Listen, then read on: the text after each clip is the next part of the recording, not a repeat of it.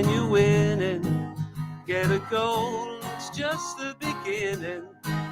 You gotta sing when you're winning. Everywhere you go. Everywhere you go. You gotta sing when you're winning. Get a goal, it's just the beginning. Sing, sing when you're winning. Everywhere you go. Hello and welcome to episode 68 of the Sing When You're Winning, a Fantasy Football League Oddity podcast featuring distant cousins of podcast royalty and two very, very special guests this week who we will reveal very shortly, unless you're watching on YouTube, and then you'll be able to see them with your very eyes. But waiting in line for the podcast on this week, it's myself, Jamie, we've got Lee, and we've got Steve, and you never know, we might have a few others joining us over the next 45 minutes or so. But yes, as it's Friday, we always have to have a thing. And I can see Steve groaning because there's no obvious links to football this week. We should just move on. I can see you look a bit disappointed. You missed the traitors conversation last week, and I noticed you didn't comment on the chat last week. So did you enjoy last week's episode, Steve? I had to wait to watch the traitors final, so I had to. Oh, we were out on Friday night, so I had to wait until you held off. Till I watched it about 1 o'clock in the morning. Then I fell asleep halfway through it because I'd had a few drinks. So. All right. Were you happy with the outcome? I woke for the result. Feel free to talk. What happened? Yeah. Okay. The traitors won. They did, because the rest of them were dummies. Essentially, not really. It's complete nonsense, isn't it? Because if you said two of us out of this little five of us here were traitors, we could just talk all night and then just say, well, it might. I think it's Swanny.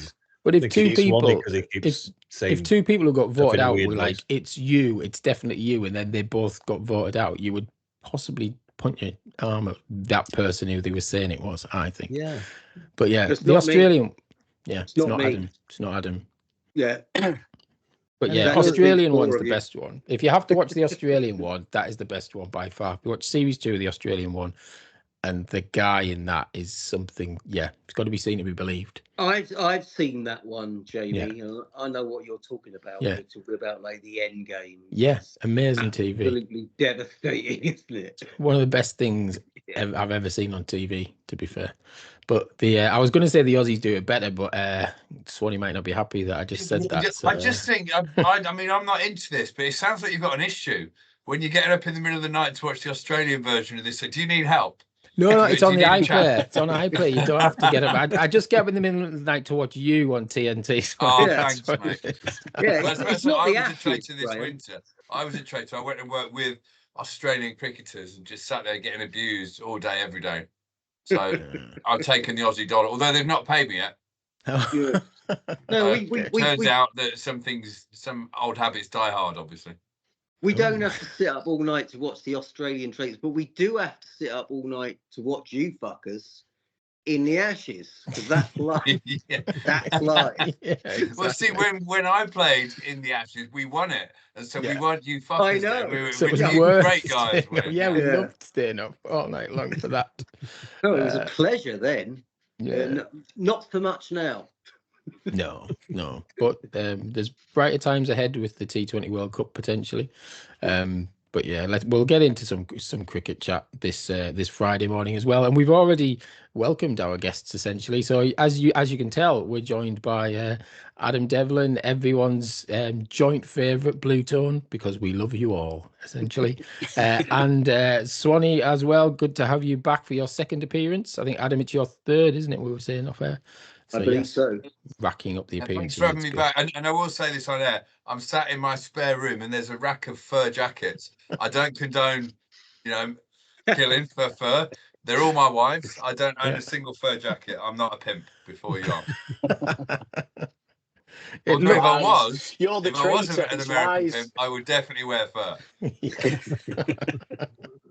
It looks like you're backstage and ready to go on stage later on, and that's going to be your change of outfits throughout the night, potentially. Yeah, this is like the Strictly dressing room 8 years ago.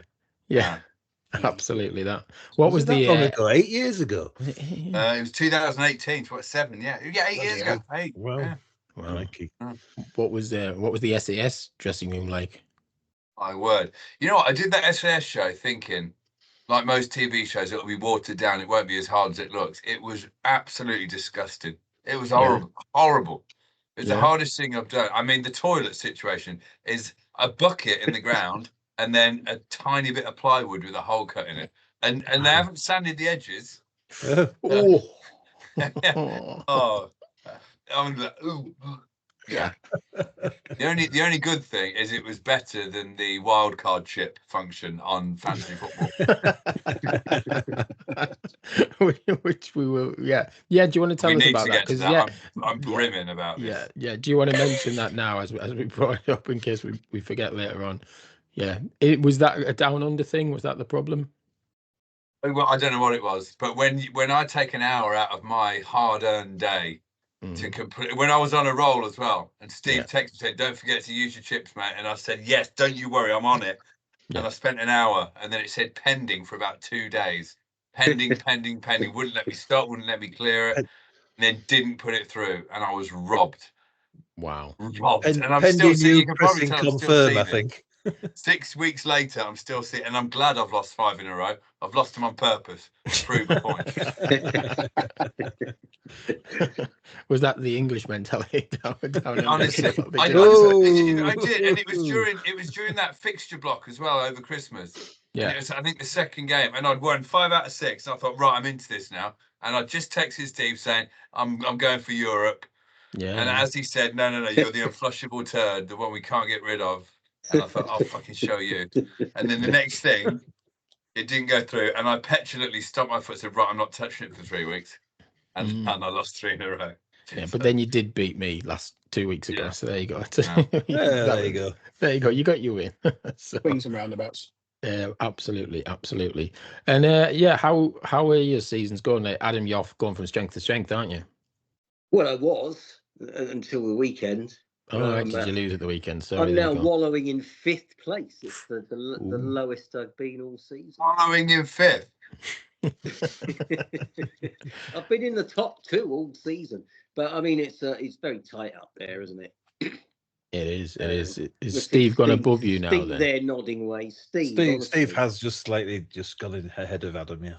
Honestly, Steve, are you still worried about getting relegated? Are you, mate? Still clocking the points up. I think I might have enough now. You still peddling that? Just check the league. It goes. This is how much of a strop I had. I've just checked the league. Having won on the last weekend, thought I'll be back in mid-table. I'm still in the bottom 3 here. The championship is insane. It is totally insane. This is normally the time of year when I actually start trying. Steve will tell you, I try from now on, and I win 6 of the last 8 and save my skin every year. Well, it's but you're probably there's a lot of teams around about the same amount of points. This is bonkers. It is a bonkers league. Leave it the week, the championship, right? The championship's the best league. We'll come on to that shot. We'll come on to it. Yeah, with plot spoilers. Plot spoilers. Jersey Chris will be getting upset. We'll do more plot spoilers. He doesn't like it when we do that. Just check on Jersey Chris, just in case. Yeah, I wonder what. I hope he's all right. if you're listening, Jersey Chris, just drop us a text, drop us a WhatsApp, so we know you're okay. Taps. Maybe the Wi-Fi's gone off or something. That's what I'm wondering, whether it was major storms and all of that stuff. Maybe Trump's taking it. Maybe Trump's invaded. Maybe there are a lot of good things. A lot of good things about Jersey. Make Jersey great again. Great people. I love Jersey. Adolf Hitler liked it. I liked it. Don't take it. If I we love don't, China will.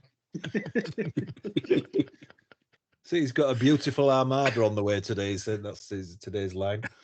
Fuck's Best sake. ship. We build the best ships. Beautiful ships. A lot of people said. I mean, let's just have a quick word. We're living in a time of absolute insanity, aren't we? I'm glad there's this fantasy football league going on, because this is the sanest thing going on. It is. We're going to play Snicko or Thicko later, and that is definitely the sanest thing that's going on in this world. I've got a message from Chris. I've got a message. Oh, hello. He says, completely forgot about the pod, and I've just met my mate in the pub. Oh, fair enough. He's set up for the Champions League, isn't he? This Friday morning. Priorities. He's going to be. If you come on saying, listen, very carefully, I shall say this only once, I'd have preferred that. We're only 5 minutes in. Swanny's done about 3 voices already. This is good. Sorry, We like I don't it. get much chance with the kids. No. They say I'm boring. Good. I watched Saturday Night Live the other day, and your impression of Trump is way better than the professional comedian on American TV. So we need to get you. I mean, my dream is to not be allowed access into the country while he's president. I hope I'm turned away. Well, if we crop this bit and put it on TikTok, so at the weekend, then yeah, I think that's pretty much guaranteed. He'd be like, no, not having that. Right. Let's have a look back at game week 23 then. People who everyone's getting rid of. Get out of my club. Is rare. If anyone's got him in goal, I still have, but I'm debating getting rid of him. Dorgu, people are getting rid of him apparently. Foden, Well, he's injured, isn't he? He's crocked. Yeah, I don't think anyone's got Foden though. I don't think there's many people who still have Foden in it. Oh, you just Swanny does. Seen him. I captained him last week. That's how out of touch I am. Get I going. honestly did. I swapped him out at the very last minute when the info came out that Foden and Haaland weren't playing, so I swapped missed him that for info. Semenyo with about a minute to spare. And so my captain and vice captain last week, Foden and Haaland. Thank you very much. There you go. Get rid. Ekitike is the other one that everyone's getting rid of, and the people who everyone are piling on is Sanchez in goal. Surprisingly, Dorgu's the same. Dorgu, people are getting in and getting rid of. How can that be the same? Well, I think they what all it was, bought him first. Yeah. Oh, right, they all Yeah. bought him in. Now they're getting rid of him. Right, okay. I think loads of people would have brought him in last week because he's cheap. I've had Dorgu all season, Yeah, by the way, because he was like your cheap option. Yeah. And now, of course, he's suddenly playing. Manchester United have had this fucking brainwave of, well, why don't we just play our players where they like playing? Mm-hmm. And suddenly he looked really good, isn't he? He's £4.5 million. So obviously a load of people have brought him in, but he's out for 10 weeks. Yeah, So now so they're everyone's getting rid. Now you've got Okey-doke. to get rid. So by the yeah. end of this podcast, can you basically just tell me everyone I should be getting in? Because I refuse to do homework anymore. Pay after the attention. Christmas Yeah, debacle. we will. So we will I'm give listening. that. So just give me a thumbs up every time I press the. I'll take 4 We'll go, point yeah. hits. We'll No, go, I'll yeah. do a wild card. Do a wild card, yes. See if it We'll takes do 2 it live, days. and I'll prove it's not me. Yeah. Yeah. And if it does take 2 days, this Friday morning, Wednesday night, you'll have time to do it. It'll be all right. Yeah, So, we can talk you through the pressing confirm bit. Oh, No, it wasn't the confirmed because it was pending, Stephen. Thank you very Pending. much. pending down under. Oh, actually, just while we're here, quickly, while we're on this, Mhm. if you've got you've bought Semenyo and he's come in before, who's City now, how can you still have 3 City players and him? You can Why is have it that? until you make a transfer, Yeah. then they'll force you to get rid of one of your Man City I only players. asked because last week someone definitely had 4 City players against me. Yeah, because if you had Gay as well, you could have had technically 5, but then Right, next yeah. time you make a transfer, it'd force you to get rid of 2 of them. See, this is why I like this podcast. I learn about the game I played for 3 years and don't know the. You're probably the first person that's learnt anything off it. Yeah, to be fair. It's an educational. What did we say at the start? We wanted it to be educational and possibly entertaining, Steve, and we were. That's our ambition. You Across- said informative, I think, was one Informative, of them. yeah, So, informative and entertaining. And we're 68 episodes in. We're kind of getting there. Mm. The other people that people are getting rid of, people are bringing in is Bruno Fernandes. Everyone's piling on him because Man U are back in town apparently, and João Pedro, who had a good weekend as well. So yeah, those are the guys. We should probably cover Manchester United right now because I'm getting a bit of abuse and beef from Mr. Cole because he's thinking I'm ratting on Carrick. But let's be honest, he failed at Middlesbrough. I'm a Middlesbrough fan. I'm not going to bloody say he's amazing, am I? It's as simple as that. So anyway, we'll move swiftly I on. think he did well at Borough, to be honest. I mean, Borough were headed for Roasted and Diamonds territory at one point, but I think he turned him round. Yeah, well, I'm not going to bite to that one. I can see what you're trying to do there. Do the Geordies? Does anyone still come to your ground in the hazmat suits? That used to happen quite a lot. Yeah. Because Sunderland. that's one of my favourite things in the world. To go to Middlesbrough in 4 hazmat suits. Yeah, well, Sunderland fans ruined Pig Bag for me. I mean, it's a crap song anyway, but I can't repeat what they sing whenever that is played at the start of the season. So I can't hear that song even when we're not playing Sunderland without hearing what the Sunderland fans sing in between it. It's very rude, and I wouldn't repeat it on this thing. But yeah, Sunderland Newcastle fans love to pretend they're not bothered about Borough, but Secretly. I really want Borough to get back up because It would be kind good. of like a derby. Leeds as your second sort of derby is just not on because we No. play terrible football against Leeds every year. It's normally Yeah. 0-0, isn't it, Yeah, Steve? yeah. It's normally a terrible game. No, it was 4-3, mate. It was good this year, but it's normally terrible. But yeah, Jersey It was Chris in the was middle of watching my that, wasn't rant as well, wasn't it? That was when I'd fallen out of love with football and Newcastle beat you 4-3. he? And you were like, get it.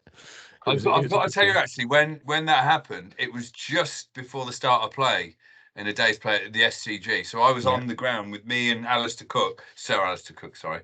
Yeah. And Matt Fisher, who was from Leeds, talks like that. Yeah, all right. He missed the start at warm-up so I could watch end of the game. And when he ran out, he was like, fucking hell, can't believe we just nicked that. And that was just a nice story for him. There's another excuse to do an impression. Four voices. We should get a counter on the in the corner. Be good. Be good. Fish, if you're listening, hello, mate. What a legend. He's going to be England's best bowler within 2 years. You mark my words. Ooh. Good stuff. Good stuff. Right. Should we do praise by the chairman then? Yeah, as announced on the WhatsApp group. But Frank Day, who's back, he's doing quite well, isn't he? So yeah, he got 64 points and he was in the top 600,000 of 12 point whatever million, which is good going. And sacked in the morning though. It's where Adam is going to kick off his tour. Nath Broodnell, he literally was 12.1 millionth. That's not good. 26 points. 26 points. I mean, his team, he had Haaland up front, Ekitike up front, and Rudy Voller up front, who I'm going to get rid of this weekend. Voldemar is doing nothing. So he needs to go. What's your thoughts on him, Swanny? I'll tell you what, I like him. He started the season great.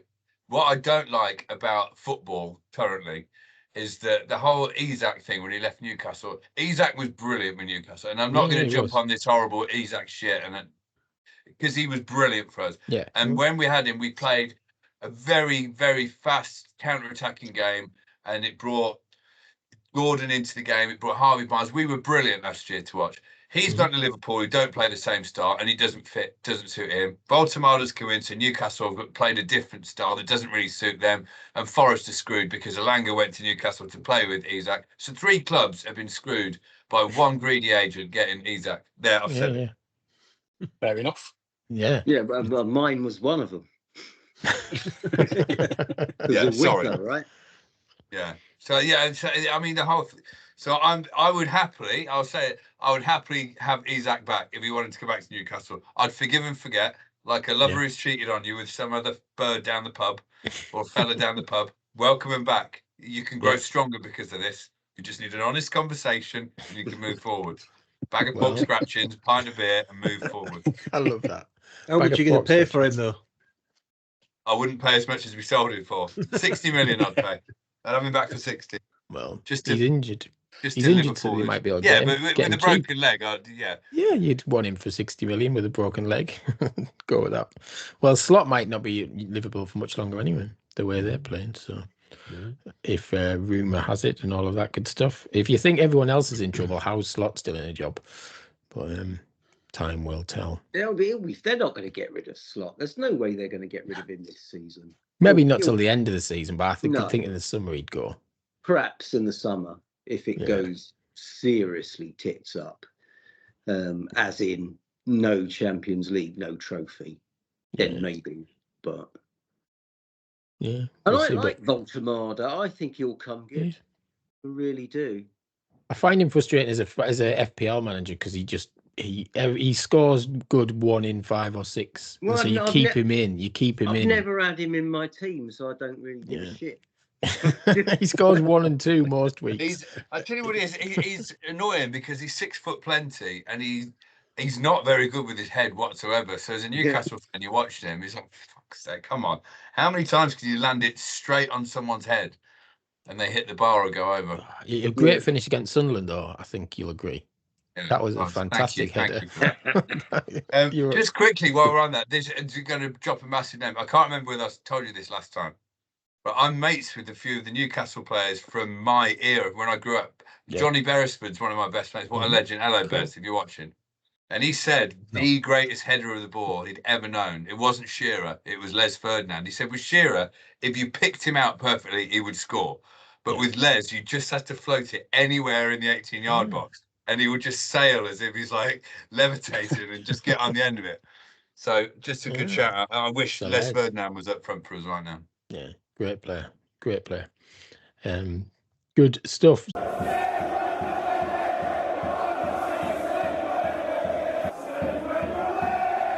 Steve, do you want to fill us in on what happened last week across the leagues? I can. So the average score everywhere, nationally, worldwide, was 44. But in our league, it was all pretty close results pretty much everywhere. Well, I got 45 and I fucking lost. So. Well, I've got you down as 47, actually. Well, there you go. Unfortunately, though, for you, Adam, you were playing the highest scoring player in our division, and that was Mr. Ed Chester's. Oh no, I'm aware of that. How's he fucking up? He got 55 to your 47. Yeah, bastard. Your other rival, you and Rich Archer from Hard Fire, have been top 2 all season. He won, though, 51-48 against Steve Taylor, who'd won about 6 in a row before that. The other title contenders, me, for instance, got 37. Leon got a 43, and Jim got 40. But we all won. Right, so I'd have beaten any of you pricks then. Yeah, you would have. Yeah, that's the way the cookie crumbles, isn't it? 30. So you got 10 more than I did. Time. So the worldwide average was 44. Yeah. I'm just looking at the championship scores. We had a shocking week as a group. There's at least 1, 2, 3, 4, 5. There's about 8 people in the 30s, 9 people in the 30s. As a group, we must have been bottom 1,000 in the world last week. But it's it was a weird weekend, though, wasn't it? It was a weird weekend. It was a weird weekend. You know, a lot of those players. It's been weird for a few weeks because Haaland's not scoring and everyone's got him captain. But I don't think anyone's captain really came off for anybody. No, but I think it's also others like, Saka's and these guys that are in a lot of people's teams. Arsenal defenders, they're conceding goals. Didn't they? So they screwed me over. Anyway, let me whittle through this bit. Scoring, isn't it? The last few. Let me whittle through this bit because, as Mark Morris said the other week, this is a bit where you can go to the toilet or go for a fag or something. He did. He got up and went for a fag. Dan beat Chris 42-38, and the bottom 3, Nikolai, Andrew Chester, and Tim Ward, all won. So catching up with people there. We did have a comment from Tim Ward. Let me just find out what that was. He said, "I've told you so. That's 3 wins in 5 for me." And he'd lost about 16 in a row before that.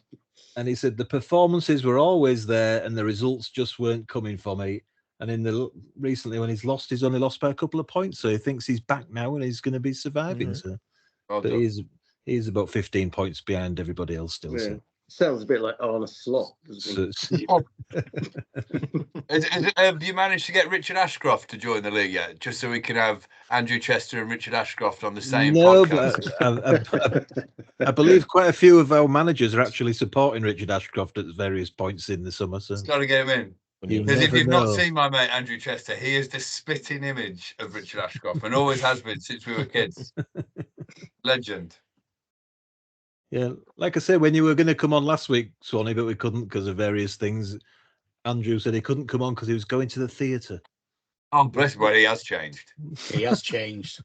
Yeah.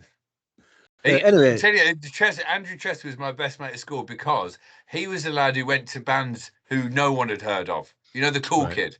Mm-hmm. He'd go and see this band, and I don't know, like Devil's Armpit or something like that.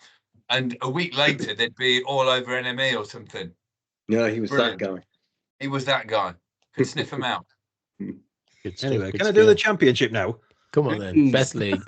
Come on. I like it when he gets droppy. Elongated result service ever, this one. It's going to take some heavy edit. You read it like the guy off Final Score used to do. Yeah, do that. 36. Big leads. 31. I should have sent them to you, shouldn't I? You could have done it with one of your voices. I'll do it next time for you. Anyway, in the championship, the highest score was 54 from Col, who was rock bottom. mainly because he had Kuna and Mbermo in his side, and he beat a certain Nicola Dunn, and she was furious about that, and she really not happy. Furious, so, yeah. well, She weep him after thanks that. for that, Cole. Carl Sewell got a 52. He beat Henry. 37 for you, Jamie. You beat John Gregory. I thought I got 42. Unless it was the other Jamie. Were you playing John Gregory? I was playing John Gregory, yeah. Well, I've got you down as the... Oh, no, sorry, my mistake. It's just the way I've read it. Jamie beat John Gregory. That's all it says. Yeah, 42. too low than the average. 42-30. It's all these people talking. I'm all losing my track. Lee, you beat Alistair Griffin, who was high flying as well. 43-34. Rich Pipes beat Rich Lay. They're both down at the bottom. Swanny, you were playing top of the table, Joe Derrick, and only lost 40-35. So pushed him. Yeah. But it is, as Swanny's mentioned earlier, very tight in that division. In fact, there's 6 points between 4th and 16th. Yes. Oh, probably about 8 points down to Swanny, who's in the relegation zone down there. League One, then Vicky Sparks. She's bottom. She also won. She beat top of the table Ben Halliwell, 56-46. Ben, who was running away with it, has now lost 3 in a row. Craig Wilson, 55, beat Pete Martinez, 43. Phil Quar, 53-40 over Paul Spence. Grace Maloney beat Mark Morris, 46-32. Steve Wybrand, who's flying up there, only managed 27 and lost to Jonas, who was second from bottom, 38. And Mike Bushell beat Nathan Clark, 35-26. League Two, he's doing well, is Mike. I remember Mike Bushell. Mike Bushell was the whipping boy in our league last year. It just shows the difference in standard because he dropped down to obviously a very inferior league. He's been the whipping boy all over for many years. Yeah, before there was relegation, Mike was finishing bottom. Mainly because he used to do about 10 transfers every week. Yeah. No disrespect, guys, but I didn't even know there was a League One. How far are we going down here? There's loads now. Conference League now. It's just the Conference League. We have got a National League. But speaking of which, with League Two, which are 2 smaller divisions now, but they've just started again, so they've only played 2 games. But Felix White and Maddox Jones both won with 49s. Alfie Witter won with a 48, and Joe Singleton beat Jack Bandera by 1 point, 39-38. And in the bottom league, Conference League, Frank Day, who we said was already Player of the Week, got a 64. Again, his forwards didn't do very well, but all his defensive midfield did pretty well. Steve Bradley, another new boss, got 55 to win. And Craig Price with 39, Chesney with 38, and Freddie Gaminara with 37, all won their first game of the season. Even though it's only 2 games long. Yeah. Did you know Felix White from the Maccabees is a massive cricket fan? Yeah. Like huge, like knows more about cricket than nearly anyone I know. Yeah, I've heard. Including most of the guys I play with. He's on the Tail Enders podcast, isn't he? Yeah. So that's a bit of a giveaway, isn't it? But he's also a Fulham fan, right? Yes. Fulham fan, yeah. Yeah, exactly. Oh, beef. Yeah. I was there the night he started going out with Florence from Florence and the Machine. I was in the Groucho Club. This is my posh, like London twatty story. And she had a hat on like the Wicked Witch of the West. It was brilliant. Like only she could. And they were snuck out the back door. They have this back door for like the celebs to leave so they don't get papped. And me and Jimmy Anderson tried to go out and I said, no, you're all right out the front, lads. Devastating. Adam's nodding. Adam's been out that door. I have, and I never had any problem or any going in or out. I haven't been there for a long time. But I do remember the last time I went in there, as soon as I walked through the door, Gok Wan was standing there. Wow. What was he, collecting coats? I don't think it was working. It's the kind of place where when you walk in, and especially go like to the upstairs bar, you might know this, Graham, like all the heads kind of turn because they want to see who's coming in.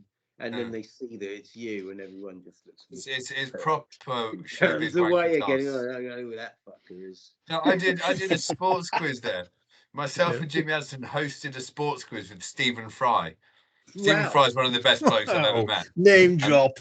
Exactly. So we got a year's free membership Right. And so I must have got it whenever we were in London. Me and Jimmy, we'd go because we thought, well, we've got to really, haven't we? Because we've got this year's free membership. And we couldn't have looked more like sore thumbs if you tried. A couple of cricket lads, do you sell bottles of Budweiser, please, mate? No, we don't actually. No. Yeah, what production are you guys in? Yeah, sure. Yeah. 7 voices. Great stuff. Anyway, if anyone's interested, let me just whip through the league tables. All right. Top 5 in the Premier League. Leon is now top of the league with 49 points. I've also got 49 points. Then there's Jim Daly with 48, Richard Archer with 48, and Mr. Adam Devlin with 48. And we're all 6 points clear of the next team. And Rick Witter is surprisingly and rather aptly in 7th. Rick. I've been. And that's definitely the highest Rick has ever been. Right. What's going on? I don't know. Surely somebody must be helping him out with his team there. Yeah. Is it the Man U bounce again? All of a sudden, all these Man U fans. And even Eds has bounced back into the top half. He's 11th now. Down at the bottom, then we'll just whip through all that. Chris Duhamel, Jersey Chris, is 21st on 27 points. But the bottom 3 all won, as I said. So Nikolai Costa-Waldau, Andrew Chester both have 22, so just 5 behind him now. And Tim Ward is on 15 points. Championship, as we mentioned, Joe Derrick and Alex Renton are on 51 and 48. Then there's a big gap to Alistair Griffin on 40. And then there's just everybody lumped together on 37s, 34s, 33s.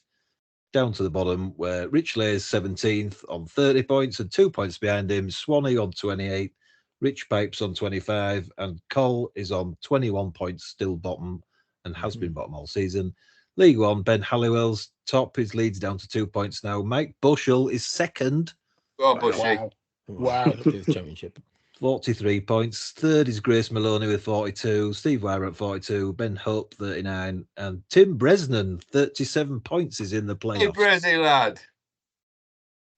And down at the bottom, Nath Clark from the Roodnell has got 28 points. He's in the relegation. Nigel Clark has got 27 points. Jonas Rodemo, 27 points. And rock bottom, despite winning, Vicky Sparks has got 25. And she's normally quite good. So yeah, she is. I imagine she'll pick up there somewhere.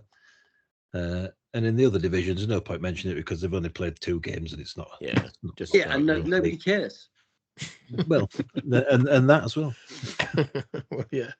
Can I just say, I'm just looking at my leagues, and even though I'm in the relegation zone, in the Swan League, which is me, my son, my brother, and his son, I'm top. Yeah. 4 teams on top. Yeah. Well done. Big win this week as well for you, I reckon. Yeah, I'm winning this week. I'm going to I've just, as we were speaking, I've made a live substitution. Shall I tell you who I've got in? Yeah. Yes, please. No, I just got rid of Phil Foden, my skipper. Good. When I realised he's, and I've got in. Dorgu. No, I went Man United. I went Liverpool. Sorry, for what it's worth, I got him in. Even though they're playing Newcastle, my heart says Newcastle will win this weekend. My head says they're going to get pumped. If you make about another 5 transfers now, they're free, but you can only do it in the next 5 minutes, I believe. All right. Yeah, definitely right. Yeah. I guess you two are playing each other at the weekend. Yeah, that's right. Okay. Holland hasn't travelled. Is it one of those? Yeah, exactly. We're going to come on to predict Liverpool and Newcastle in a second. So yeah, that's one of the predictions that we're going to be doing. 4-3. 4-3. Oh, wouldn't it be great? But the other way around this time. It would be great. But we're going to start with 94th minute. This sounds like answers to a chatgpt quiz, Adam, to be fair. That's what it sounds like. But yeah, just before we move on, you mentioned obviously Maddox Jones. He's got a single out today, this Friday morning, so we should all have a listen. He was sharing that on Insta earlier this week. It sounded quite good. So good luck with that, Maddox. But yes, let's have a look at who the hell knows. Last week, West Ham, Sunderland. None of us, actually, no, tell a lie. Lee, you went for West Ham 3-0, didn't you? Crazy. Craziness. Could you go for Newcastle 3-0 this week then, please, Lee? That'd be Pleasure. Newcastle Villa, we all went for, well, there was only Dan went for a Villa win. So Dan was 1-0. He was close last week. And Arsenal Manure, I don't think anybody went there. Oh, no, sorry, Dan. went for a Man U win 2-0. So yeah, Dan was the one to follow last week. But yeah, we've got some new fixtures to predict, starting with Leeds Arsenal, 3:00 kickoff on a Saturday. I was expecting this to be on the telly, but yeah, what do we think? We're going to go with you, Steve, first. What do you think? How do you think you guys will do? I think we'll lose, but probably maybe 2-1 or something. Okay, are you going to the game? No. Is it total? Much as I've Can't tried to get hold a tickets, ticket? but it's very difficult for that one. Yeah, no, I imagine. Adam, what do you reckon? Leeds Arsenal. I reckon they'll give them a run for their money. I fancy a draw. I fancy a 1-1 draw. I'd take it. Yeah, I could see that happening. Swanny, how about you? For a dirty Leeds win. Oh. Cannon Road's a tricky place to go to get a result, and Arsenal. Did you see that centre half when I think it was Timber, when United scored their third? It was a look of, oh shit, we're doing it again here. Yeah. They're pinching those boys. Yeah. So yeah, I think Leeds are going to do it. Yeah. Leeds 1-0. Leeds 1-0. Good stuff. A clean sheet. Yeah. Well, Darlow played well the other night, didn't he? Yeah, he's all right, Darlow. Yeah. The goal he conceded there's nothing he could do about that. But yeah.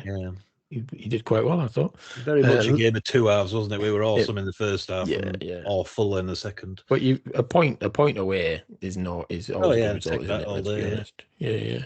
Lee, what do you reckon? Leeds Arsenal. I'm going to go 1-0 Leeds. Oh, purely because I don't like Arsenal. Bloody hell. This is the absolute kiss of death, isn't it? Yeah, it is. Yeah, it is. My mum's just ringing. I'll say, Mum, what's going to be 4-0 to Leeds Arsenal this week? Quickly. He's going to do his mum's voice now. Quickly. I'm live on a podcast. Give me a score. Leeds Arsenal. Give me a score quickly. He's talking to AI. Arsenal 2-1. I'll call you back in a bit. Thanks, Libby. Arsenal 2-1, Mavis Swan says. Mavis says 2-1. Arsenal, my mum, before she got married, she's from Warrington, right? She's, I love you, all right. She had the most northern name on the planet. She was called Mavis Grounds. and aside from like Arthur Black Pudding, I don't think there's a more northern name than that. Excellent. So she's going for an Arsenal 2-1 win. Arsenal Very 2-1. Good. I'm going to go for a 2-2 draw. I think it's a popular result around these parts.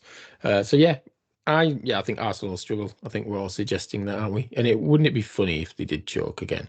It'd be fucking hilarious. It would be hilarious. But we shall see what happens. Those Arsenal TV clips more than anything else. They're magical. Yeah, it would be funny as long as by some miracle Man U don't come and do it, because a lot of Man U fans are starting to think that they can do it, and they're looking at the absolute dream is that Villa win the league, right? That would be good. Arsenal comes second. It's no fun if they come third or fourth. We need Arsenal to come second. It would be funny. Final day. Yes. Final day in York, I believe. Where it's set now, isn't it? For Sing When You Winners in York, for those who can get up on that Sunday. Anyway, Liverpool Newcastle Saturday night football, 8 p.m. on the telly. How good is that? So we will start with you, Adam. What do you reckon? 4-3. You said 4-3. Is that Liverpool 4-3? Yes. Collymore score the winner. Yeah. Who's at home? Liverpool. Right. Yeah. 4-3 to Liverpool.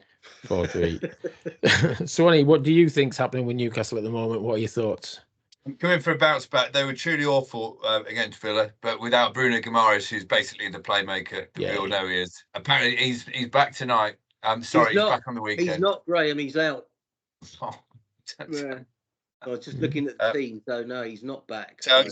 But Newcastle will respond, and they're horrific away from home these days. But I'm going for a 1-0 win because, come on, how are the lads? How are we? Saturday night. You can't. Saturday night down the quayside. I'm going in the pub. There's actually a village in Nottingham called Cotgrave that's got the highest proliferation of Geordies in it outside of Newcastle. They all came down to mine down in Nottingham. Right. So if you're ever in Nottingham and fancy drinking with the black and white lads, go to a village called Cotgrave. I might go there for a pint. Amazing. Okay. Next time I'm in Nottingham, I'll head over. Lee, have you ever Wear been your to Borough Copgrave? shirt. Yeah, wearing No, Borough I've shirt. not yet. I'll put it on my list. You're not too far now, are you, Lee? You're Derbyshire way, aren't you? Yeah, I'm on the Derbyshire Nottinghamshire border. Probably as close to Nottingham as I am to Derbyshire, to be honest with you.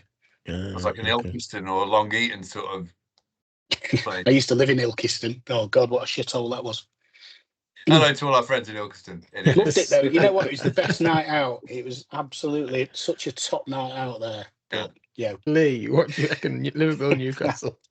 I'm gonna go 2-0 Liverpool.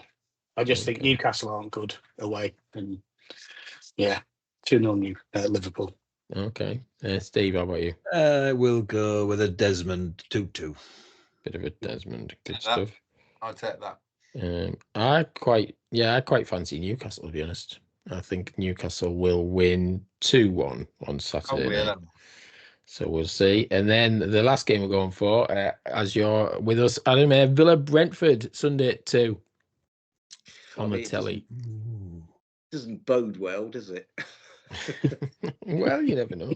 No, you never know. I mean, they're absolutely flying, and they're also brilliant at home. They hardly ever lose at home, do they? We actually, when we were sort of in the Championship, we had a really good record against Villa, and we would regularly go there and beat them. Mm-hmm. But I'm gonna hedge my bets and go for a draw, and that is very much heart over head. Okay. But let's go 1-1. 1-1. Good stuff. I mean, I thought Brentford had a really good start to the season. They seemed like they're a bit hit and miss at the moment. But do you know what? Up until the Forest game wasn't great this weekend. Mm-hmm. Apart from that, the last, I would say, kind of 6 weeks going back into mid-December, they've been really fucking good, and it's been some of the best football I've seen them play, like ever. Yeah. Like they were playing with real energy and personality, and they were just going after teams, and they weren't really bothered about who they were playing. And he really had something going on. The game we lost to Chelsea, not this weekend, but the game before, was just, it was insane how we lost that game. Right. We had so many good chances. It could have been 4-5-2. We ended up losing it 2-0. Yeah. The one at the weekend, they didn't play particularly well, and we Dyche kind of did a number on us. So I think they're in a pretty good place. Brentford, they'll be fine. They will. Be Definitely, yeah. And they will no doubt kind of end up bobbing around in mid-table like they usually do, which is far higher than where they should be. Yeah, that's what most of us would want, to be fair. Wouldn't it, to be fair? It's probably what. So no, quite happy. And it's quite a nice thing actually to sort of be in January and you lose a game and you just think, oh well. Yeah, you're not looking over your shoulder, are you?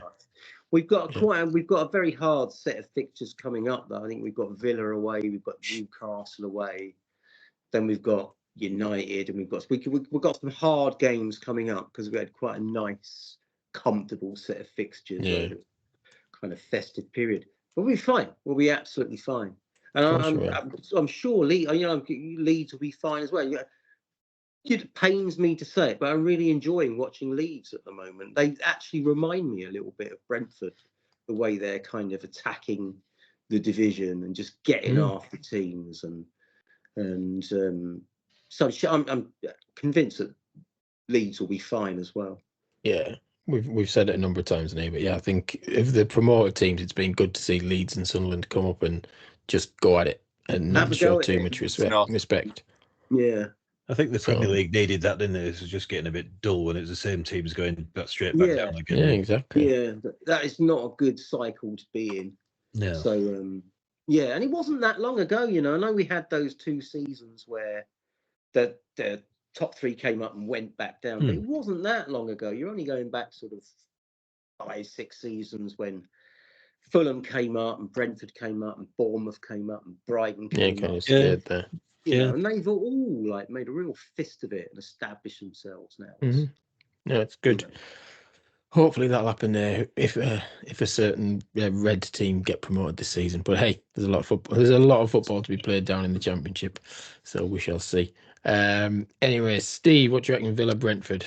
I think Villa will probably sneak it. They just, when I watched Leeds play Villa at Elland Road, Villa were rubbish, and I wasn't impressed with them at all. And yet they scored 2 goals. Rodgers scored 2 goals. One of them was a free kick that was really goalie should have saved probably, but they did nothing. Rodgers did nothing all day, but score 2 goals. And so sometimes you just get a team who's just got that knack of winning games when they maybe shouldn't do, and Yeah, that's why they're where they are. And so I think they'll probably sneak it against Brentford.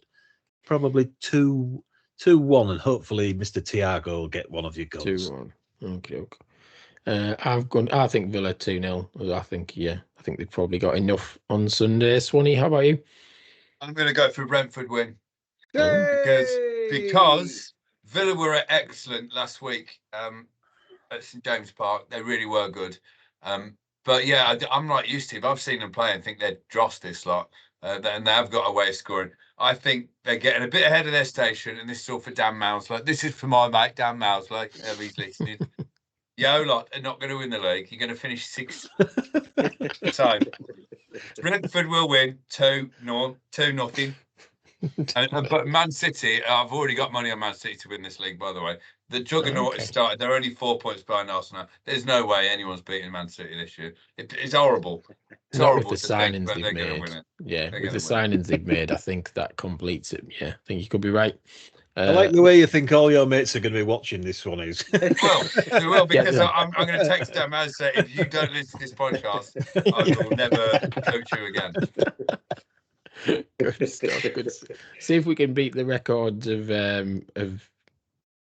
Nikolai. We still get people liking that. Over 150,000 people still liking that on Instagram. Wow. Like over a year after, he must just have people who keep looking at his stuff. somebody likes it every day, don't they? Yes, exactly. I'm like, someone's like, it's the Nikolai one. Yeah. And then, People or still sometimes you like get a that. comment and they go, "Hey, Jamie Lannister." Yeah. That's the comments that they put every single time. Anyway, Lee, what do you think? Villa Brentford. I'm gonna go 2-1 Brentford. I think the McGinn injury, I think it's gonna screw Villa over because he's irreplaceable. I think he was doing well for them, wasn't he? Yeah. Good point. Thank you very much. So, but as ever, who the hell knows? We will have a look over the weekend, and we'll talk about it on next week's pod. So we'll have a bit of a chat with our guests a bit more now. So, Swanny, do you want to say anything more about the Ashes? We're going to play Snicko or Thicko in a minute, but do you have any final comment on what your reflections are now you've got back home? The Ashes there was a sense of inevitability about it when I was over there. I mean, the Melbourne Test match, 2 days, that was amazing. Yeah. Just to be in and around the Barmy Army around Melbourne. Well done for all the Barmy Army who went there. That is truly how Brits should travel, because they're all pissed up all day, every day. But there's no violence, there's no aggro, there's no smashing grounds up. It really is good. So they deserve to win. How England went to Sydney and didn't play a spinner is beyond me, and Australia didn't play one as well. So it's like no one in the world understands the craft that I did, which pisses me off right now. And I've said it, I've sworn. I'm that angry about it. And the problem is that every team that gets a good spinner wins things. And as soon as they get their heads around that, teams around the world, they'll dominate. So, I'm very disappointed. England just weren't good enough. Australia were better than them, and it was a very poor Australia team. And I think it wasn't the best. You should never say we were better in my day, but I truly think that the England team I played in 2010 would absolutely pulverise that Australian team they just played. But there we go. But well done to Josh Tongue, Nottingham's Josh Tongue. A brilliant start to his Ashes career. He's such a nice lad, such a good bowler. Should have played all 5 games. Can I chip in here, Graeme? Yes. Because I remember vividly, when you guys won the Ashes there, it went to 2010-11, and that England team, that brilliant team, and like Strauss, Trott, Cook, you and Jimmy, and that team. I mean, it bugs me because you guys, when you went out and won that, and you won a couple of those games by like an innings plus, right? And you played with flair, and you played with, confidence, and you were aggressive, and you went on the front foot. But you also played with a collective brain. And I don't see that in this current England team. I think they've got some really, really talented players that could probably go toe to toe with that team that you played in. But the collective brain, that mentality doesn't seem to be there. What was your experience of it being on the inside? I think it's very different. I think you're right in a lot of ways, but because of the newfound way that like no one is wrong now. If you back yourself and you're positive, we'll always back you up, sort of thing. And because there's no fear of failure anymore, we do see some bizarre things like Jamie Smith. The way Jamie Smith is a lovely lad, a very good cricketer. The way he got out in Sydney will haunt him for the rest of his career because it was dreadful. And I do think there's a middle ground. I do think you have to be brave and have to be aggressive at certain points. And I think Bazball has been amazing in certain situations, but I think it does need to be tempered sometimes. I love the fact that there's still people like Joe Root playing, but Joe shouldn't be the only sort of sensible one, and Stokes, they shouldn't be the only ones sort of playing an old school kind of game. You leave one or two players like Brook's better when he's batting as Harry Brook does. Some of the other lads maybe not. So yeah, I'm with you, but I think what you're saying is exactly what I said as well. We were way better than this current lot. Yeah. Yeah. Let's leave it there. To be honest, the Bluetones are still my favourite band after the Roadmender last year, October 26th. What a gig. Yes. What a gig. The last 15 minutes when it's like just a rolling 80s power rock crescendo. It's just sensationally good. Anyone who's not seen it has to go. It's so good. Oh, thank you so much. Yeah, I do like it when they do an 80s medley when Alex on the keys gets going, doesn't he? And he just yeah. And I was sober through that gig as well because I had to drive home afterwards. So and I've not done a sober gig for years, but it was brilliant, properly brilliant. Well done, boys. Bless you. Stuff. Which segs quite nicely into Adam Bluetones tour. Yeah. Adam squeeze you on guest list somewhere. So when is it? Your tour, you've announced it. You've announced it. You should know. It's this year, Adam. It's this year, exactly. Just say we're selling some tickets. I think they go on sale today. I think this Friday morning. So it's October, November. I mean, I'm sorry to depress you all, but it is 30 years since our first album came out. So that does mean that we're all quite old, not least me. But yeah, so we're going to go out and do that at the end of the year. So I think we did it before on the 25th anniversary, and we basically split the show into two halves. So we'll play the whole of Expecting to Fly back to back, and then we'll go off for like a 15-minute interval. And then we'll come on and do, the other singles and a few little, surprises thrown in. New songs, cover versions, who knows? Well, it says here you're playing the album in full plus all the hits. So you've said that you're playing all the hits. How long is that going to take? Too long, I tell you. You about extend. 25 minutes, mate. But that's I've got to tell you as well on our school run in the morning. So my 9 and 15-year-old who I take to school every morning, Blue Tonic is on the school run playlist. Yes. Yeah. A big shout out to my youngest Jess, who's turned out to have the coolest music taste of any 9-year-old I've ever known. She just likes guitars and she likes drums. She's so brilliant. Amazing. I love her. Yeah, Well done, cool. Jess. Good stuff. stuff. That's cool. Well, you'll be pleased to know they're going back to Northampton Roadmender on Saturday, the 7th of November.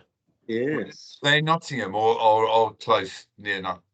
Is Nottingham on there? Nottingham is not on there. Lincoln the Drill. Lincoln the Drill. That's not far. You could do that. You could do Northampton on the Saturday night and then Lincoln on the Sunday night. You could have a Bluetones weekender. Barnsley. Just come to Leeds, Swanny. Come up to Leeds for Leeds. Yeah. I will. And Wolverhampton KK's Steel Mill on the 22nd of October as well. But yeah, starting in Leeds and finishing in Lincoln on the 8th of November, but doing 16 dates in total. So that should be good. Good. I'm glad you told me that. Yes. I might see if Cole fancies the Manchester gig on the 30th. See if we can keep him awake for once. Yeah. Where is the man? Which venue is it in Manchester? It's the Ritz, the O2. Oh, right. Okay, good. I like that. Bouncy dance floor. Yeah. I love how blasé this is. Where are we playing again? This reminds me of so many cricket players. Where are we next week? Who have we got? I love that. Just give me Great 24 hours notice. I'll be there. Yeah, just we'll get that sorted. Good stuff. I Swann. believe. There's the Chesterfield gig in March as well, 26th Oh, of there March you or go. something. Chesterfield, perfect. There you go. Yeah. My birthday's late March as well. That could be my birthday present. Birthday present. There you go. Mark's still on the road before that, Adam. Is Are you and Mark still doing your little? we're doing little bits and pieces. Yeah, we played last weekend. We did. We had a very strange weekend because we did 3 gigs in 2 nights in this little pub in Stoke. And very nice pub called the Artisan Tap. And on the Sunday afternoon, we did like a Q&A, which we didn't really know about until they said, A bit like you do. It's not really a gig. You can bring your acoustic guitars, play a few songs, but basically, you know, it's going to be 2 hours of sort of questions that. Well, asking questions. Yeah, I know, and it was fine. Oh, and Stokey lava, mate. Hey, what's your favourite song, mate? Well, to be fair, the guy who kind of hosted it, like, vetted it pretty well. So most of the questions were like reasonably interesting, but there was still a few. Why are you called the Bluetones? Still a few. You're joking. So, The one we always get is who's the fastest bowler you faced? Who's the best batsman in the world? Exactly. Quick, scrub some of the questions, Jamie. We're about to play Snicko or Thicko. I mean, come on. This is all ChatGPT fueled. Let's crack on. Do you want with the that, listeners' questions yet? Oh yeah, let's do the listeners' questions before we do Snicko or Thicko. There we go. Have you got a jingle for Snicko or Thicko? Do you want to write one quickly now, Adam, for us? Hang on, give us 2 minutes. Yes, go on. Let's do it. I mean, do that. He's definitely going to use it. I will. Yeah, I'll clip it. I mean, this is the only time we'll ever play Snicko or Thicko, but there you go. Nigel Clark from Dodgy did it on like the first episode. Well, we've been using that. It's episode 3 or 4, and it's our theme tune. Nigel can't help himself. There's never a moment in any day when there's not an acoustic guitar. That's it. Is that right? Back in the day, Dodgy hated each other, didn't they? Is that right? Am I thinking of the right band? Didn't they fall out all the time? You are thinking of the right band. I don't think they hated each other. Nigel hated Andy and Matthew. Oh, I don't think. I mean, hate is too strong a word. Right. But they were a trio, and he was definitely very, very different from the other two. Let's put it that way. I enjoyed Dodgy back in the day. That was right up my alley. Cornwall Holiday in about '95. Dodgy banging on cassette tape. You know, I mean, they're still doing it now, and they seem pretty tight now. There was even a very weird period in Dodgy's history, and I don't know if you remember this, but Nigel left the band, the singer, and they did the Queen thing. You know, they got in some other guy. Lambert. And honestly, it was fucking awful. This singer they got in, he was like, do you remember the Commitments? Do you remember the? Yeah. He was like the lead singer of the Commitments. He was like this really kind of, really sort of pompous blonde soul singer. And he'd come on in and he just didn't suit the band at all. But they were so desperate to just, you know, keep it going, probably for financial reasons as much as anything. But it was, a sort of forgotten dark period in Dodgy's history. Didn't you live with him for a while, Adam? Dog shit, we did. The Bluetones and Dodgy lived together. We lived together for a few years, because we were in Hounslow, the Bluetones. They moved down from Birmingham, and they were living in a house quite close to where we lived. And we sort of lived with them because we were kind of, every time there was a spare room going in their house, one of us would move in. Like Mark moved in, and I think Matthew moved out, and then Andy moved out, and I moved in. So there was a point where so there was Andy and Nigel, and there was me and Mark in this 3-bedroom. And gradually we just replaced them, because really what we were after was they had a garage out the back. they'd like really properly soundproofed, like proper soundproof, and that's what we had our eye on. It's like we want that rehearsal room. And it took us about 18 months to just one by one nudge them all out. If you had a super group, would you have been Blue G or the Dodgy Tones? The Dodge Tones, blue. Yeah, I don't know. It needs work, that, doesn't it? Because neither of them's really working. And also, when we lived there, Reef. Do you remember Reef? Yeah, he can sing. He's got pipes on him. But My God, that fella, he can sing. Lived on the same kind of housing estate we lived on as well. So at one point in the sort of mid-90s, you had Dodgy, the Bluetones, and Reef all pretty much lived on the same street. That's just how people imagine it, isn't it? The Shed 7 living down the corner on like the corner. Stella Street. Do you remember Stella Street? Yeah, I was going to say, you're describing, where's Phil Cornwell? Is he going to pop up?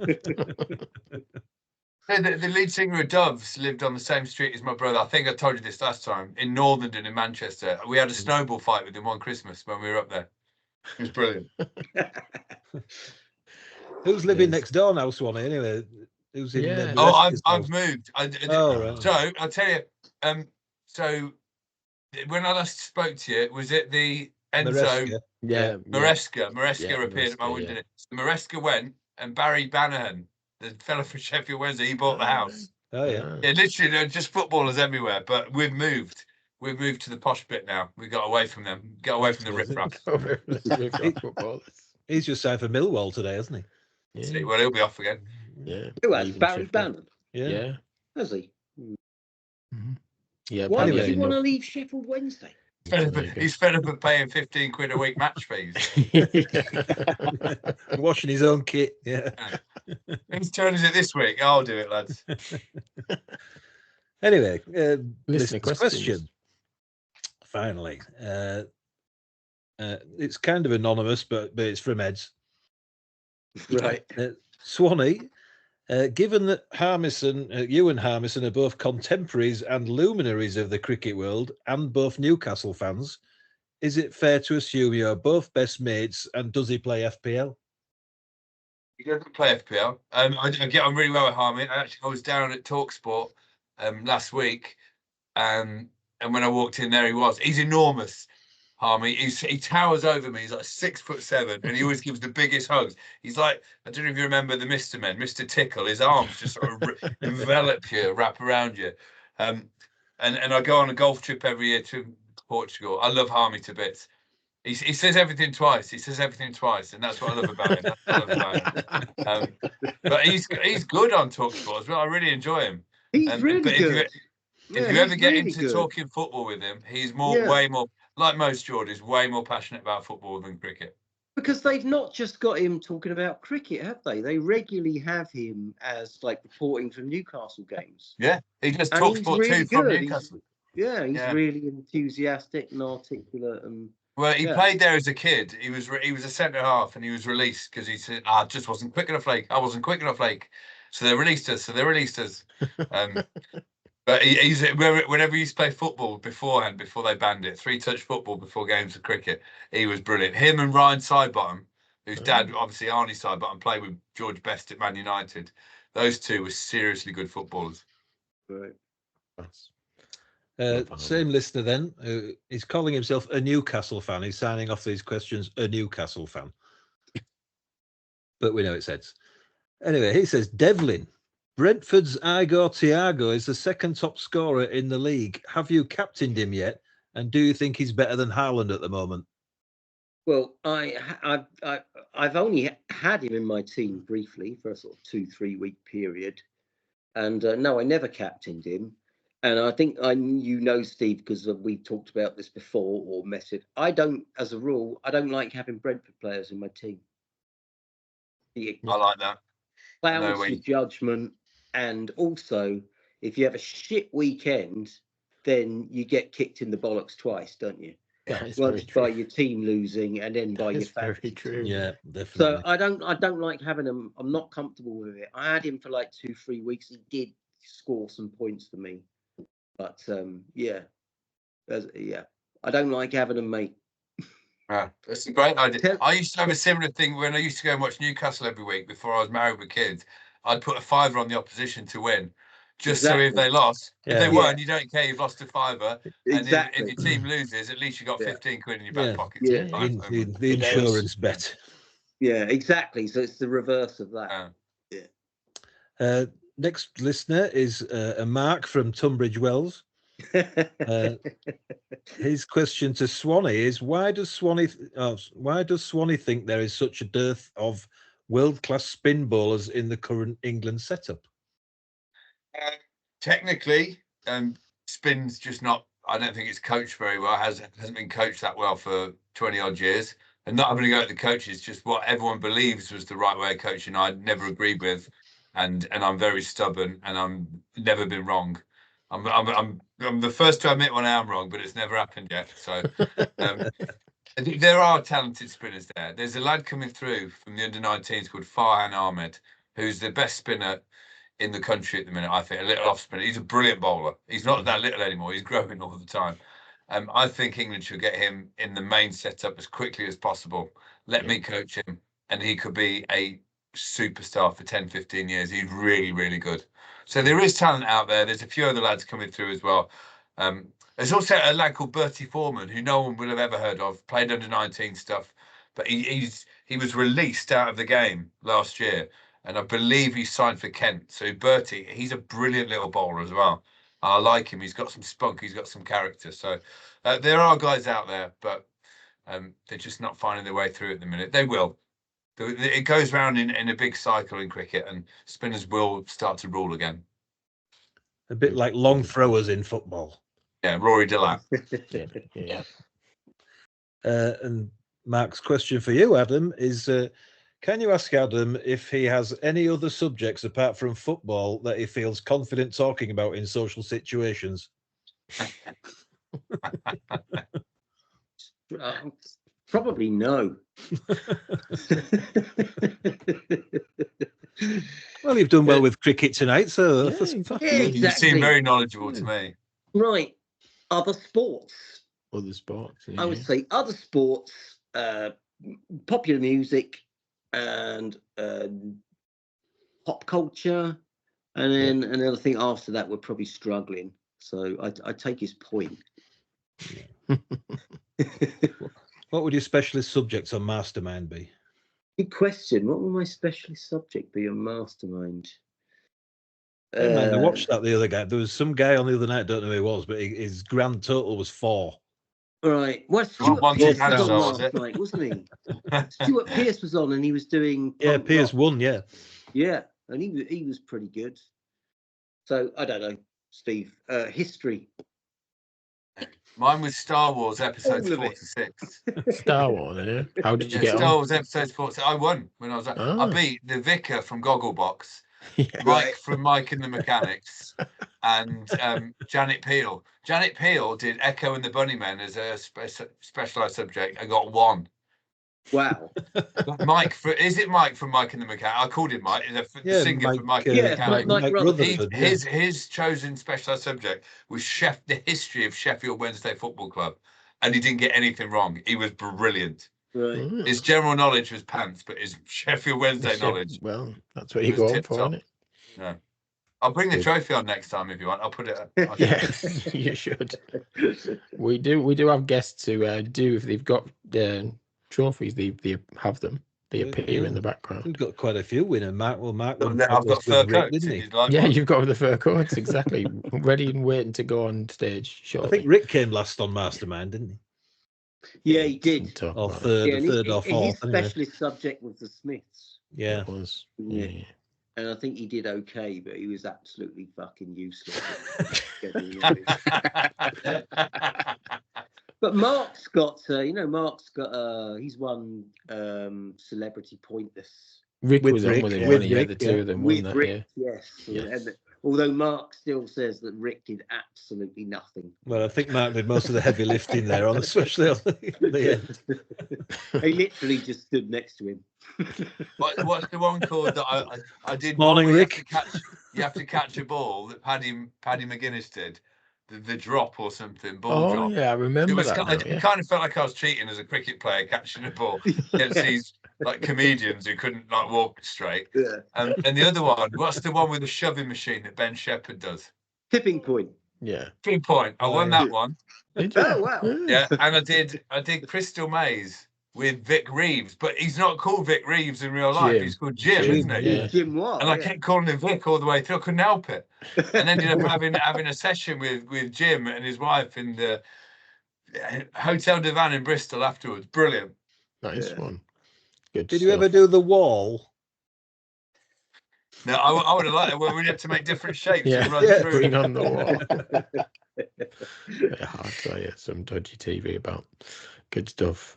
Good stuff. Right, let's. We're well going over time here. We'll do two quick quizzes. I'll do a very quick round of Snicko or Thicko, which sounds better than it actually is. I asked ChatGPT to come up with a game called Snicko or Thicko, loosely based around cricket and football, and so it came up with some shit questions. But essentially, if the statement, it's like true or false. If the statement is correct, you shout Snicko.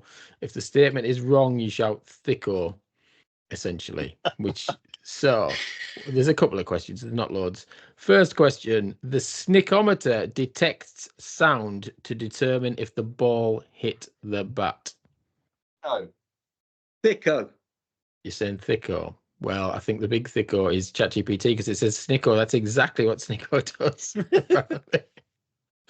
It says it detects sound to determine if the ball hit the bat, which would be right, wouldn't it? So there you go. I thought it would detect movement or friction. But who knows? Yeah, sound. In the recent Ashes, the Snicko controversy was because it picked up crowd noise instead of edges. No. Thicko. Thicko, you're right. It is Thicko. The real issue was Snicko failing to register faint edges, not crowd noise. Yeah. It was a bloke who was asleep who woke up and pressed the wrong button. I swear to God, he pressed the button. So he pressed the button that worked the microphone at the other end of the pitch. And so the speed of sound wasn't enough to level up the thing. That is how fucking crazy that stupid system was. It's crazy. It is the crazy. idiot in a quarter cabin. Oh shit, mate. Oh mate. Did people see him afterwards? Did you spot him, or was he booted out? I actually called him out the next day, and I said someone needs to go in there and check on him because he's not had a good day. He got something else wrong next day. He's not having a good week. No, not at all. Not at all. Yeah, on the BBL final the other day, they were still even the Aussies were slagging off Snicko, saying what because they don't use it for BBL, do they? Exactly. Ben Stokes was the player at the centre of the Snicko debate during the Ashes. Is that Snicko or Thicko? No. It is Thicko, you're right. It was Usman Khawaja, obviously. And then the last one is the term hat-trick originated in cricket before being used in football. Yes. What was that? Snicko. So you've both gone Snicko, yeah? Absolutely, you are right. It started in cricket when a bowler took 3 wickets in a row. There you go. As I said, Snicko or Thicko, it sounds a lot better than the actual. Take my score in that game and put that into the football quiz, please. Exactly. Thank you.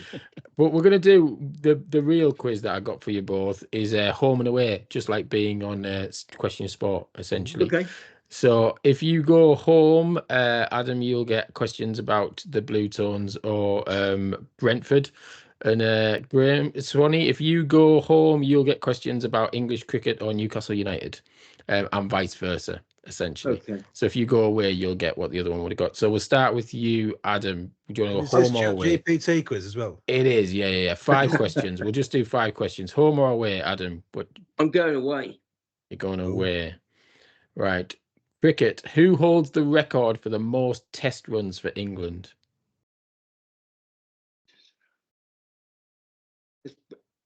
It's got to be Cookie, right? It is Cookie. You are right. Well done. There's a point for you. Swanny, home or away? Go away as well, in the spirit of the quiz. Okay. The Bluetones. What is the title of the Bluetones debut album released in 1996? Fountainhead. Sorry? What did I say? That you said Fountainhead. The debut album. I'll give you another shot at it. I was expected to fly. Yes, it's Feel expected to fly. Yes, I knew you'd get it. I knew you'd get it. So there we go. You just had one of those pressure moments. I could tell. I could tell. That was like the white noise moment. yeah. I mean, the Fountainhead's a good song, but yeah. Adam, home or away? Let's go away again. Okay. We'll ask you a question about Newcastle United this time. In 1996, who famously scored a Premier League hat-trick in just 14 minutes for Newcastle? Well, I don't think it's Shearer. That's too obvious, right? Was it Asprilla? It's the obvious one. It's Alan Shearer. You should have Ow. stuck. You should have stuck with Shearer. Never mind. Never mind. Swanny, home or away? Pino's famous hat trick was in the Champions League. Yeah, I'll go home. I'll go home this time. You'll go home. Right. Back to cricket. In what year did England win the ICC Men's Cricket World Cup for the first time? 2019. Exactly. You are right. There you go. You are 2-1 up. The T20 one that I was in. Yeah, no. This was the ICC Cricket World Cup. But yeah, 2-1. You're 2-1 up, Adam. Home or away? What am I? 2-1 up or 2-1 down? No, you're 2-1 down. Right. Let's go away then. You go away. Okay. And we're going to go back to cricket. Which England bowler took a hat trick in the 2005 Ashes series? Flintoff. It wasn't. Do you know Swanny to steal? I mean, we won't get a point, but just to steal. See if you knew. 2005. Hoggard. I'd say Hoggard. It was Hoggard at Trent Bridge. Yeah. There you go. But yes. Home or away, Swanny? I'll go away again. Keep the game alive. Again. Cool. It's a Brentford question. I've screwed it. The only question I know about Brentford is what colour is their kit? Well, it says, what is Brentford's new stadium opened in 2020 called? G-Tech. It is. There you go. Nice and That's easy. the other one I know. Yeah. There you go. You knew two things. You did. You do things about them. I tell you, you drive past it on is it the A10 out of London? Yeah. As you go out. Yeah. I remember looking at it thinking, I wonder whose ground that is, and then realising it was Brentford's. Yeah. When you go over the flyover. Yeah. You're 3-1 up. You can't lose, but we'll do a final round. Adam, go on. Home or away? Away. Away. We will go Newcastle. Who managed Newcastle during their 1990s entertainers era? Nice and easy. Yeah, it's ChatGPT for you. Really? Yeah. They're all easy. To be honest, they're all easy. Every single one of those. Keegan? It is Kevin Keegan. Well done. 3-2. And to see Swanny, see if you can get another one. Home or away? I'll go home. Right. Okay. They're all quite easy. Yeah, they're all really easy. Oh, God. Go away. Okay, give me an easy one, and I'll see if I can get the most ridiculously wrong answer. Jamie, why don't you give Graeme the answer? Okay. See if I can do the question. And then see if he can work out the question. Okay. Yeah. So the answer is Lords. Lords. If Newcastle United's ground were a cricket ground, what would it be called? Yes, Lords, exactly. Yes. And they'd all have all the Geordies would have a pilgrimage. Let's be honest. So there we go. That was home and away. And yeah, Swanny, you won that as well. So well done. You're flying high in the quizzes. So well done. If he presses his wildcard, he might be winning again at the weekend. I know. You never know. You press the confirm button. As somebody said on a quiz, you got to hit submit to commit. Apparently, somebody once said that on a quiz. So. I can tell you now, Lee, I will not be playing a wildcard this weekend. It's just too much hassle. I can't be bothered. So have a look at my team, and you can basically play whatever team put Verts in it. There's too early anyway. Save them for the blank weekends and the double weekends and doubles coming up. They're not far off, are they? Kind of thing. No. So all good stuff. Well, yeah, that was it. I mean, we're well over time. So, but it's been a pleasure. So thank you very much to the two of you. With double guests. It is double guests, exactly. And my favourite 90 minutes in a long time. Yeah, Great it's been good stuff. fun. Yeah, it's been Especially good better than the fun. 90 minutes of Newcastle Villa on Saturday. Yeah, but wait until the 90 minutes tomorrow night. Well, Saturday night, Newcastle Liverpool. You'll enjoy that. So, We're yeah. beating them in the league. However. Oh, it's going to happen.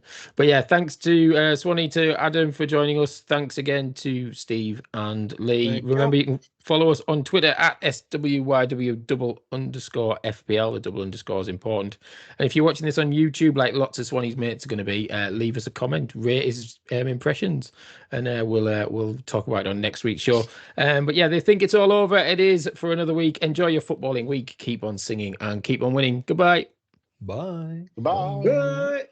Guys, I do feature on a children's air ambulance nursery rhymes CD singing Itsy Bitsy Scarecrow or something like that. Honestly, it's a banger. Dingle Dangle Scarecrow. Dingle Dangle Scarecrow. It's Itsy Bitsy Spider, isn't it? I knew there was. I thought that was the mashup. I thought it was a mashup. I thought that's what you were involved in there. I'm sure we can get that as a Bluetones collab on the next tour. Get out of my podcast.